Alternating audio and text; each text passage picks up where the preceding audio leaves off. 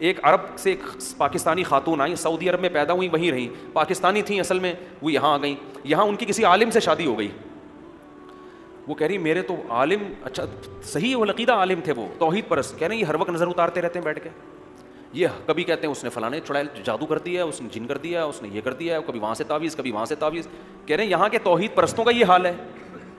میں نے ان سے کہا, میں نے کہا بہن آپ سعودی عرب سے آئی ہو, یہاں پر یہی ہے. ہاں کچھ لوگ بچے ہوئے ہیں یہاں, نیک لوگ بھی یہ کام کر رہے ہیں, ادھر سے تعویذ, ادھر سے فلیتا, ادھر سے پلیتا, ادھر سے ایک دھاگا یہاں ڈال دیا, ادھر سے ایک بغل میں گھسا دیا, ادھر سے کسی بزرگ کے پاس.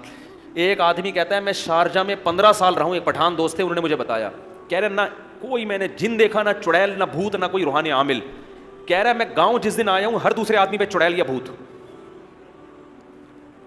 سمجھتے ہو؟ تو اللہ نے ایسے پیغمبر دیے کہ آپ صلی اللہ علیہ وسلم نے 2 خوشخبریاں سنائی. نمبر 1, میری پوری امت اب کبھی بھی گمراہ نہیں ہوگی. عیسائیوں میں پوری امت خراب ہو گئی, نبی نے فرمایا میری امت کی ایک بڑی جماعت, لا تزال طائفۃ من امتی ظاہرین علی الحق, بہت بڑی ایک جماعت ہوگی جو حق پر غالب رہے گی. تھوڑے سے لوگ نہیں, ہول سیل کے حساب سے بزرگان دین ہر دور میں نیک لوگ موجود رہیں گے, بزرگ مارکیٹ سے شارٹ نہیں ہوں گے. ٹھیک ہے پاکستان میں بر صغیر میں شرک بھی بہت ہے, لیکن توحید پرست بھی الحمدللہ ہول سیل کے حساب سے ملیں گے. تبلیغ جماعت کو دیکھ لو, ہمارے دینی مدارس میں علماء کو دیکھ لو, وہ شرک نہیں پھیلاتے. تو قوالیاں بھی ہیں, مزار پرستی بھی ہے, دھمالے بھی چل رہی ہیں, فلانے عرس بھی ہو رہا ہے, لیکن اس کے خلاف بولنے والے بھی بہت.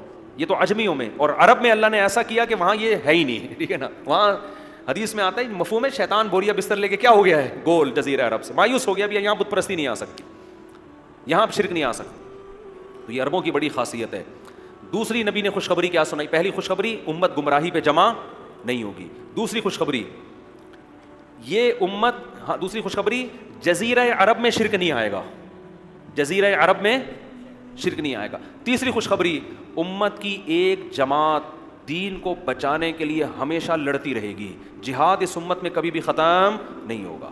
کیونکہ دیکھو نظریاتی جنگ بھی ہوتی ہے جس کو الغزو الفکری کہا جاتا ہے, کہتے ہیں نا 5th جنریشن وار ہے, میڈیا کی جنگ ہے, یہ جنگ بھی ہے, یہ بھی چل رہی ہے. اور ایک جنگ توپوں اور گنوں کی بھی ہوتی ہے. جب نظریاتی جنگ میں لوگ ہارتے ہیں تو چودراہٹ دکھاتے ہیں, وہ باپ بن کے آپ پر اپنی رائے زبردستی مسلط کرتے ہیں. ٹھیک ہے مسلمان مغلوب ہو جائیں گے, لیکن ایسے نہیں ہوں گے کہ بالکل ہی مارکیٹ سے شارٹ. ایک وقت آئے گا کہ ایسی آہنی دیوار بن کے کھڑے ہو جائیں گے, اتنے لڑیں گے کہ اسلام کو ختم دنیا سے نہیں ہونے دیں گے. یہ قیامت تک باقی رہے گا. حتی یقاتل آخر هذه الامت الدجال, یہاں تک کہ آپ صلی اللہ علیہ وسلم نے فرمایا اس امت کا جو آخری حصہ ہوگا, یعنی نبی کے دور سے لڑتے بالآخر آخری لڑائی کس سے ہوگی؟ دجال سے. سمجھتے نہیں ہو بات کو؟ اور دیکھ لو اسلامی تاریخ اٹھا کے دیکھ لو, امت اس وقت سے